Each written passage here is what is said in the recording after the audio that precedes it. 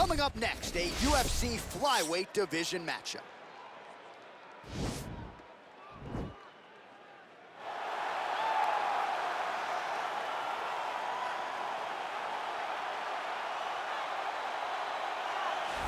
Well, we probably trot out the term well-rounded in modern-day mixed martial arts more than we should, but this fighter certainly fits the bill. Oh, 110%. He can do everything inside the octagon. Where he is most comfortable is inside of that 8-sided structure where most men are terrified of being.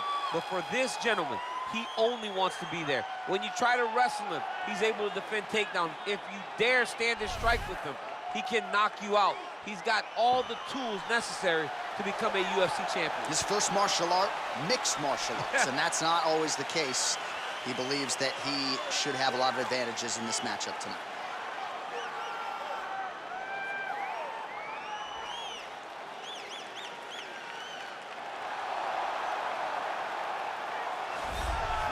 Well, this guy has truly made the takedown a thing of beauty in mixed martial arts with respect to yourself and George St. Pierre and the truly great takedown artists. This guy's closing the gap and entering that company in the eyes of many. Oh, absolutely, because he's done such a great job of timing takedowns. I haven't seen anyone so good at slipping a jab into a takedown since George St. Pierre. Right. He does a phenomenal job of getting from step 1 to step 2 before his opponent even realizes now he's in on my leg.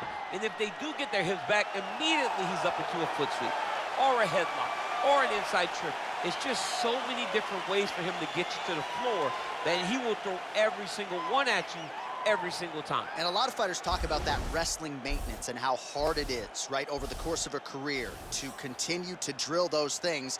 He talks a lot about that, and that's why he's continued to realize success here in the UFC. Ladies and gentlemen, this fight is 3 rounds in the UFC flyweight division. Introducing first, fighting out of the blue corner, a mixed martial artist holding a professional record of 20 wins, 1 loss, and 1 draw. He stands 5 feet 5 inches tall, weighing in at 125 pounds. Fighting out of Para, Brazil, Deiveson Figueiredo!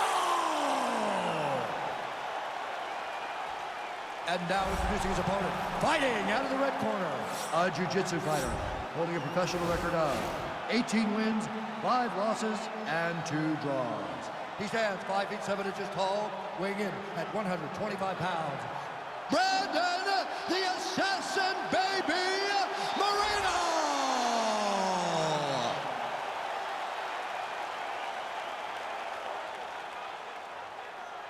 And when the action begins, our referee in charge, Herb Dean. Herb Dean, our third man in the octagon for this one. Ready. Ready to fight. All right, so here we go with round 1, and on one side, clearly the more well-rounded fighter. But when we sat down with him on Thursday, first words out of his mouth, he ain't gonna submit me, I'm gonna try to take it down. Oh, my goodness. And you laugh just like that because you know how much of a joke this is. You want to avoid the grappling with this guy at all costs. I know he has bravado. I know he has a big ego, but it would benefit him to fight this fight and make it as easy as possible. Beautiful punch.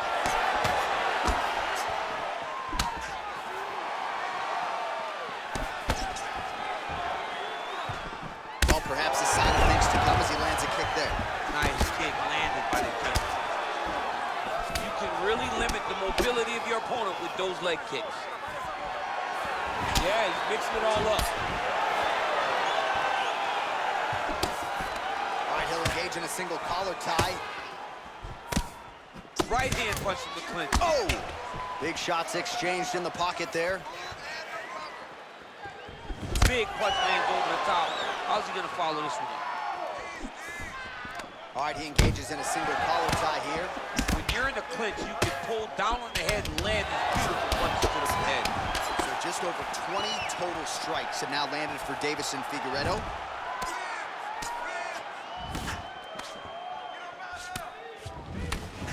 There's no give on that leg kick.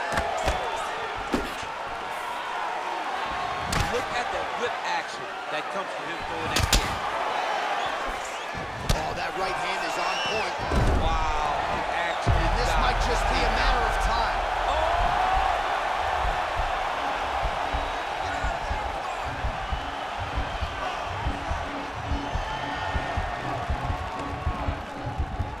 I need you to fight out of there.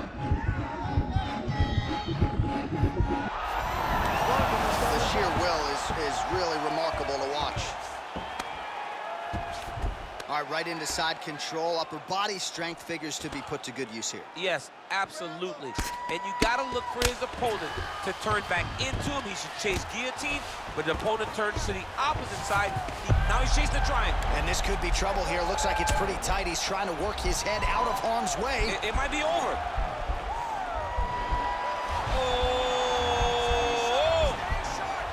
Now he falls back into the finishing position.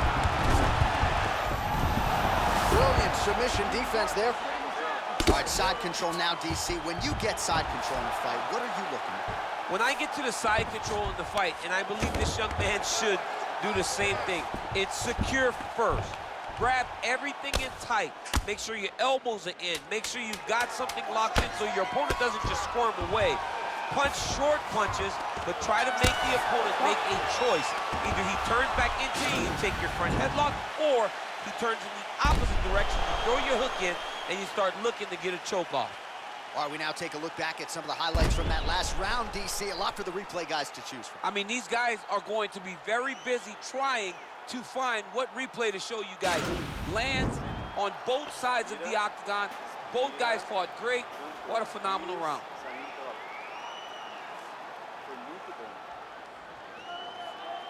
Ready to fight? Ready. All right, let's get to round two. Good punch lands. Got the single collar tie. Oh, nasty cut there, right on the bridge of the nose. Beautiful straight punch there. His boxing fundamentals are just so clean. Oh, he looks so sharp tonight. And it was perfect. It was absolutely perfect, John. Great placement on that uppercut. All right, so a nice shot there defensively to raise the guard and prevent any damage. Those hands never leave where they're supposed to be. And if you do that, most times you will block the shot that's incoming. Big head kick.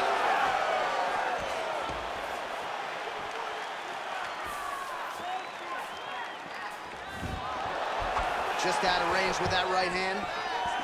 Well, it's one thing to have length, it's another thing to use it, and he does it as well as anyone. Nice kick there by Brandon Moreno.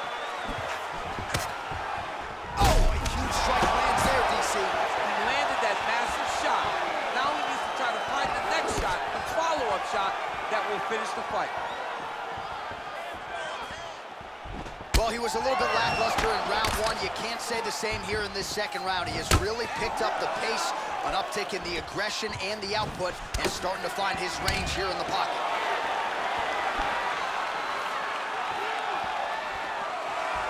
He's got it going now. Nice connection there, DC. Another punch landed. I mean, this guy is really focused on those punches to the head inside of the clinch.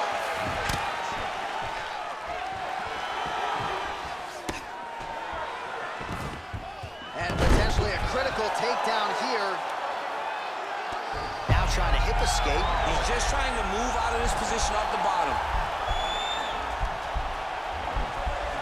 The Kimura is not the arm. It's the shoulder pressure that usually makes you tap. But now DC trying to isolate an arm. Yep, he's using the Kimura. Oh! And the turn on the elbow, and he's going to chase the submission finish.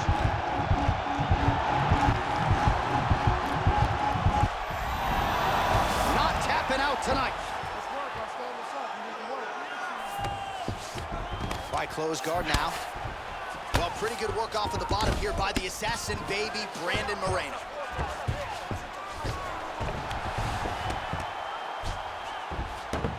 "15 seconds remain in the round.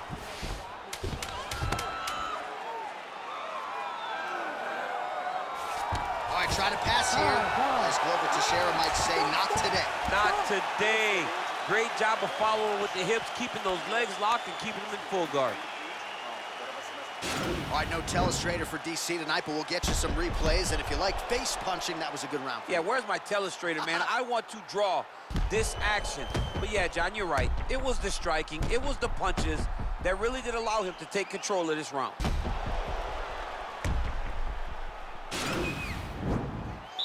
You ready to fight? Ready. Third round underway.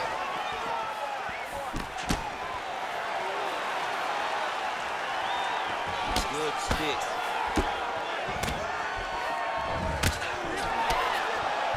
Well, not only has he stayed aggressive as he was in the previous round, landing a high volume of strikes, but he's also been efficient, not just with his strikes, but also with his body movement. Complete performance out of this fighter here tonight. He's throwing every part of himself into these big leg kicks.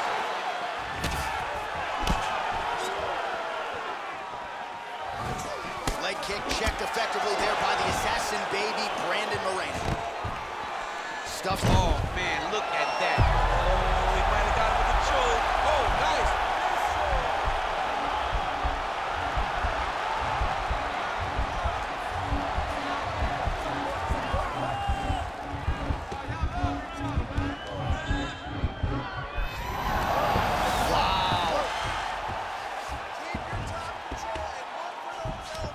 Side control now, DC. A lot of options at his disposal from here. Less than 3 minutes to go in this third and final round. I love watching this guy move on the ground. Another nice transition there. Such a high-level grappler. You don't see that very often.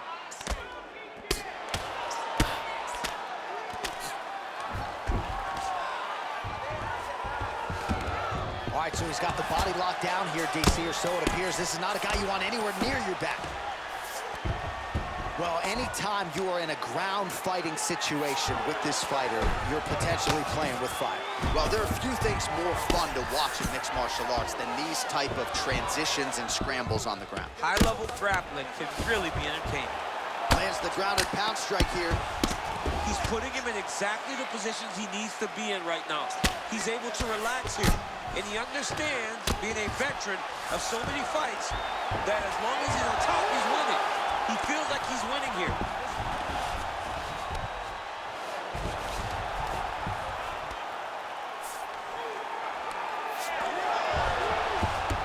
Oh, how about the speed on that reversal there? I mean, I know you can get out of some bad spots, but not with that type of speed. You cannot allow him to get leverage on the bottom. What a sweep. Oh, wow, that happened quickly as the fighter reverses position there on the ground. Unbelievable position change. Wow, what a transition. Moreno's got the full mount. Win the scramble! Win the scramble! 20 seconds to go in the fight. Now trying to trap an arm. He's gonna attack armbar here.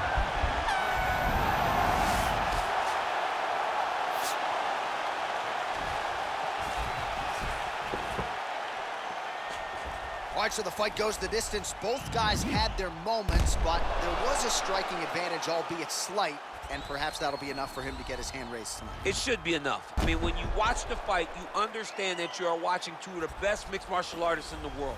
But it did look like he did just enough to earn a competitive decision. The official decision is in. It resides with Bruce Buffer. We go to the judges' scorecards for a decision. For the winner by split decision, Brandon, the assassin baby, Moreno! All right, so there it is. 2 of the 3 judges saw it his way. He gets it done by split decision. You've never won a split decision in your career. Oh, I've won a split decision. Alexander Gustafsson and I went to a split decision. Right after the first scorecard was read in his way, I almost panicked because I was like, oh my